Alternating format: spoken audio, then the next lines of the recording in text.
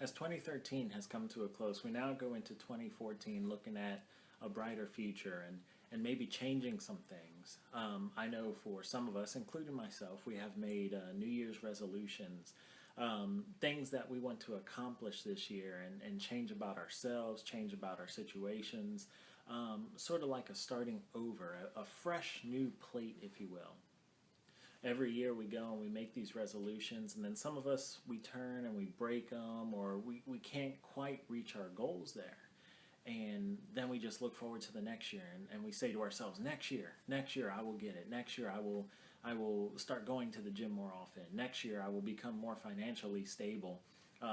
Next year I will make sure I'll do better on my grades at school, or better at my job, or something like that. We always look forward to starting over. We always look forward to beginning fresh with a new slate. And that's what this series is going to be talking about with Whom Will You Serve? We're going to look at beginning again, starting over. For some of us, it'll be the first time we're starting over.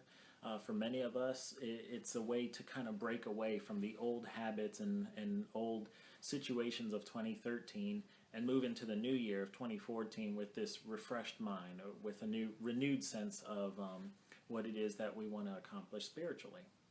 So what we're going to look at today is just basically a story.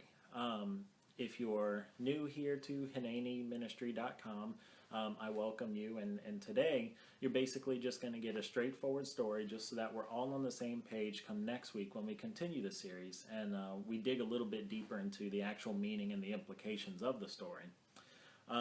If you are familiar with us, you'll see that this is a little bit different, because it's not going to be any type of preaching or anything like that. There's no deeper meaning to what we're going to talk about. It is strictly just the background story. So let's go ahead and get started. The story actually comes from the book of Joshua, and I'm going to come up to this point, but let's move back a few years. Basically what has happened here is Israel has been in captivity under Egypt. Depending on which way you look at it, rough estimates put it at about 215 years. So 215 years, Israel has been under slavery by the Egyptians. And they've been working and they've been doing all these things. And then enters Moses. And Moses comes in and we all know the story. Let my people go. Pharaoh, let my people go. And Pharaoh says no. And then they send the 10 plagues, and the plagues come, and goes back and forth there with the Egyptians. And then God finally softens Pharaoh's heart and allows the Israelites to finally escape the captivity that they've been in. Okay, so Moses takes this big group of Hebrew slaves, and they go out into the desert, and they're about to enter into the land of Canaan, the promised land. And when they go, the spies go out, they look into the land, they're like, I don't know if we can take over the land. We just can't do it. We can't defeat the nations that have settled there. They're too strong, they're too many. Now, as a result, God had promised the Hebrews that this land would be theirs. But because of the doubt that had crept in to the minds of the spies that were sent into the land, God says, you know what? You are now going to wander the desert for 40 years. Great. Here it is. They received this promise that they were going to inhabit this land. They finally escaped 215 years of slavery, go to where their land is, go and spy on it. They doubt God's promise, and God says, you have another 40 years to go. it's like they can't win, and right as they get right there, it's brought a little bit further away from them because of their disobedience, because of their going back into their old way of life. Okay, so Moses and the Israelites are now in the desert. They're wandering around for 40 years, and then finally they're allowed to go in. Moses dies. This is where the book of Joshua picks up. Joshua is the military leader. He picks up where Moses left off. He is the next leader for this for these Hebrew people. So, they go into the land of Canaan, where they find all these different nations occupying the land that is supposed to belong to them. And they go on conquest, and they go and defeat these different nations one by one. Boom, boom, boom, boom, boom. They just go and they do battle with these guys. And one by one, they defeat each one. And so finally, they gain enough of the land to where they're starting to split it as an inheritance to each one of the tribal groups of the Hebrew people. So this land, it has been occupied. Joshua and the Hebrews come in, they conquer the land, vanquish the nations that had been in there, and then they begin dividing the land amongst the different tribes of Israel. Okay?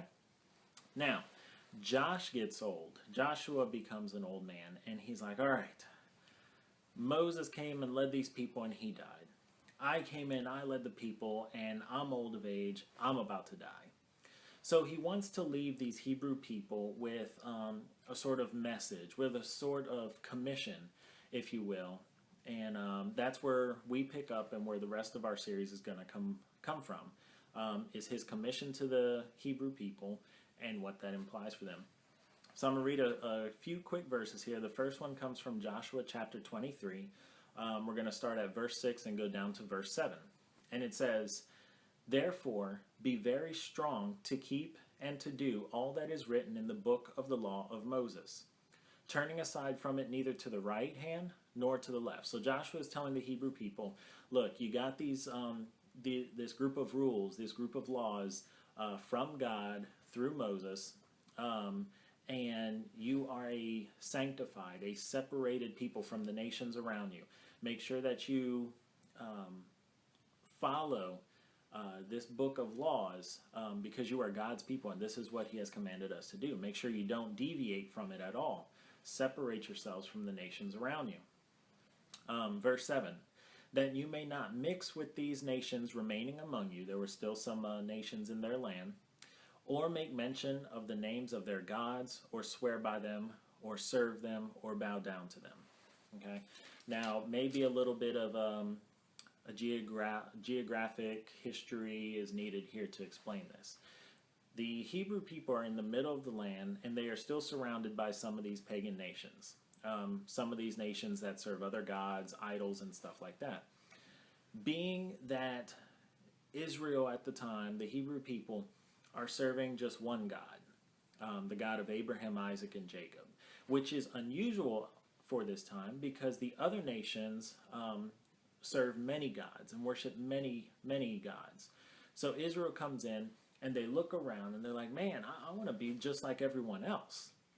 You know, this nation over here, they seem to be doing pretty good, and they're serving, multiple gods. And this nation over here, they seem to be doing pretty good, and they're serving multiple gods, and they're serving multiple gods over there, and we get one God. I don't understand what's up with this. I kind of want to do this and serve those gods. And hey, for 250 years, we've been sitting in the land of Egypt, and we all know that Egyptians had many, many gods. So the Hebrew people are bringing some of this stuff with them, and even though they're conquering the land, because they're acknowledging God as their God, they still have this background history of these other gods that have been surrounding them for a while. And what Joshua is telling them at this point is, look guys, you have to remain focused on the one true God. Put away everything else and focus on the one true God and his laws, and don't deviate from it. You are a separated people in this land. So now I'm going to jump down to another verse, Joshua chapter 24. We're going to do verses 14 through 15, it looks like here. And what Josh does is he gathers all the leaders of the different tribes and everything, and he's about to commission them because he knows that his time is coming to an end. So he gathers all these leaders around him, and this is what he says to them. Now, therefore, fear the Lord and serve him in sincerity and in faithfulness. Serve the God of Abraham, Isaac, and Jacob only in faithfulness. The God of your fathers, the God of the patriarchs. Serve him only. Then listen to what he says here. Put away the gods that your fathers served beyond the river and in Egypt, and serve the Lord. Like I said, all these gods and all these different cultures that surrounded them, they started to pick up and incorporate it into their culture. So what Josh is saying is serve the one true God, the Lord, and put away the other gods that you guys have picked up. Okay? Verse 15. And if it is evil in your eyes to serve the Lord, choose this day whom you will serve, whether the gods your father served in the region beyond the river, or the gods of the Amorites whose land you dwell. They're in the land of the Amorites right now, which is supposed to be, like I said, for the Hebrew people, but they still have to vanquish some of these other nations. So what Josh is saying is, if it is evil to serve the one true God, then you must decide who it is you are going to serve, whether it be the gods of Egypt, the gods from the land beyond the river, or the gods of the people in whose land we are now in. You need to pick. You can't be wishy-washy. You can't take some of this, some of that, some of this, some of that, and then serve the one true God. You have to pick one or the other. Okay? And we keep going. And Joshua says something very profound here. He says to choose who it is that you will serve, but as for me and my house, we will serve the Lord. And what's interesting about this is that the Hebrew people are surrounded, like I said, by these foreign nations and these foreign gods. It is okay in the eyes of these other nations to serve multiple gods. But Joshua says something that totally contradicts that. He says, but as for me and my house, we will serve the Lord. We will serve the one true God, the God of Abraham, Isaac, and Jacob. While everyone else is doing their own thing, we will serve the Lord. And that's going to be what we look at this entire month as we go through this series, Whom Shall You Serve? Because what we're going to look at here is the different gods that our culture has created, the different things that we want to follow to fit in with those who are around us, and then what it is we need to do to follow in Joshua's footsteps and serve the one true God. As for me and my house, we will serve the Lord. And I pray that as for you and your household, you will serve the Lord as well. So I encourage you to come back next week, and we're actually going to start digging into this a little bit more, and we're going to look at the different things, and we're going to see how exactly it is we can serve the Lord in our lives this new year.